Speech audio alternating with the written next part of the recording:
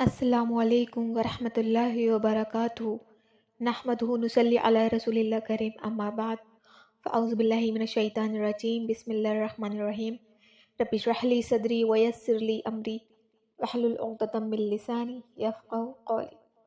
آج میں آپ کو بتاؤں گی اسلام میں صبر کی فضیلت کیا ہوتی ہے۔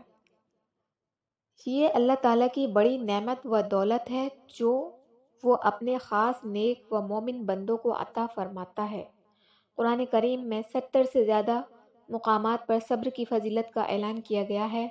ناگوار چیزوں پر صبر بہت بہتر چیز ہے اور اللہ تعالیٰ کا ارشاد ہے، اے ایمان والو مدد چاہو صبر و نماز کے ذریعے، بے شک اللہ تعالیٰ صبر کرنے والوں کے ساتھ ہے۔ اسلام میں صبر کی بڑی فضیلت آئی ہے۔ اللہ کا کوئی کام بے مقصد نہیں ہوتا۔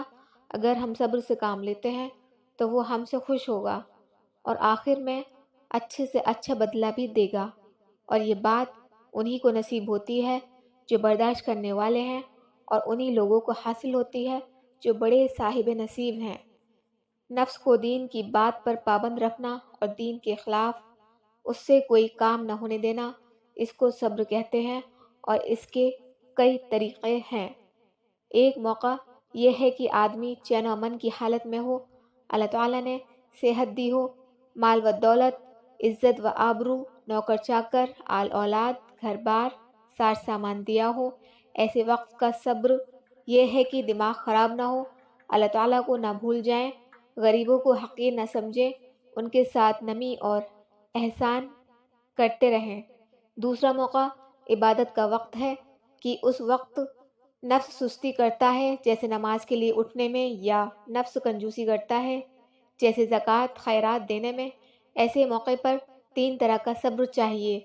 ایک، عبادت سے پہلے کی نیت درست رکھے، اللہ ہی کے واسطے وہ کام کرے، نفس کی کوئی غرض نہ ہو۔ دوسرے، عبادت کے وقت کی کم ہمتی نہ ہو، جس طرح عبادت کا حق ہے اسی طرح ادا کریں۔ تیسرا، عبادت کے بعد کی اس کو کسی کے سامنے ذکر نہ کریں۔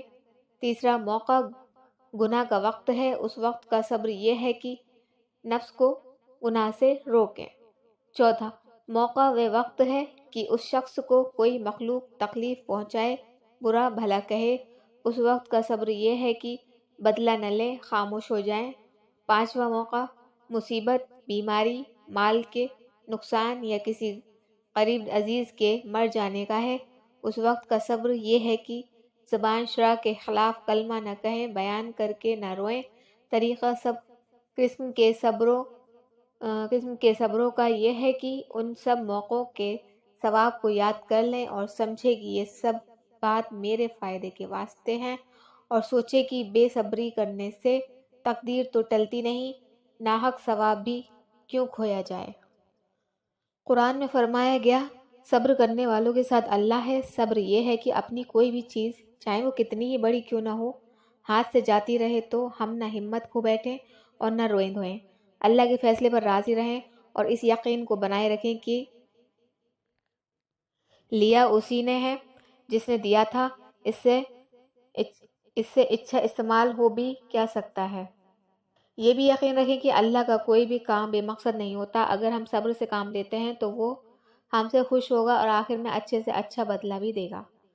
اللہ نے اپنے پیغمبر ایوب علیہ السلام کا امتحان لیا۔ پہلے انہیں خوبصورتی کے ساتھ بے حساب دھن دولت دیا، کئی سنتان دیے، لیکن پریشا کے کمر میں ان کے سبھی سنتانوں کی موت ہو جاتی ہے۔ وہ خود گمبھیر روپ میں بیمار ہو کر 7 سال تک بستر میں رہے، ساری دولت ختم ہو جاتی ہے، ان کی سبھی بکریاں سمندری طوفان میں بہہ جاتی ہیں، خراب موقع کے کارن سبھی اونٹوں کی موت ہو جاتی ہے۔ اس کے باوجود انہوں نے صبر سے کام لیا اور اللہ سے شکایت نہیں کی۔ اللہ نے قرآن میں تعریف کرتے ہوئے فرمایا، ایوب کیا ہی بہترین صبر کرنے والا ہے۔